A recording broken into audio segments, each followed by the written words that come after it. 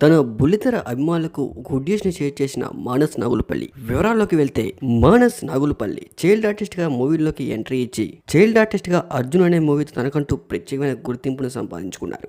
ఆ తరువాత హీరోగా కొన్ని మూవీస్ చేసినా కూడా అవి అంతగా వర్కౌట్ కాలేదు. బుల్లితెర ప్రేక్షకులు అందరికీ తెలిసిన విషయమే. సోషల్ మీడియాలో మానస్ నాగులుపల్లి ఎంత యాక్టివ్‌గా ఉంటారో ఆయన గురించి సోషల్ మీడియా వీక్షకులకి ప్రత్యేకమైన పరిచయం కూడా అవసరం లేదు. సీరియల్‌లో కూడా తన క్యారెక్టర్‌తో మంచి గుర్తింపును సంపాదించుకున్నారు. తెలుగు ఫిలిం ఇండస్ట్రీలో స్టార్ హీరోకి ఎంత ఫ్యాన్ బేస్ ఉందో బుల్లితెరలో మానస్ నాగులుపల్లికి కూడా అంతే ఫ్యాన్ బేస్ ఉందని దాంట్లో అతిశయోక్తి లేదు. అటువంటి Manas Bigg Boss reality show ద్వారా ఎంతో మందికి దగ్గరయ్యారు. ఆ తరువాత చెన్నైకి చెందిన అమ్మాయిని విజయవాడలో పెళ్లి చేసుకుని తన లేడీ ఫ్యాన్స్ కు కన్నీళ్లు కూడా పెట్టించాడు. గత ఏడాదిలో పెళ్లి చేసుకున్న మానస్ నాగులుపల్లి కరెక్ట్ గా సంవత్సరం తిరక్క ముందే గుడ్ న్యూస్ ని షేర్ చేశారు.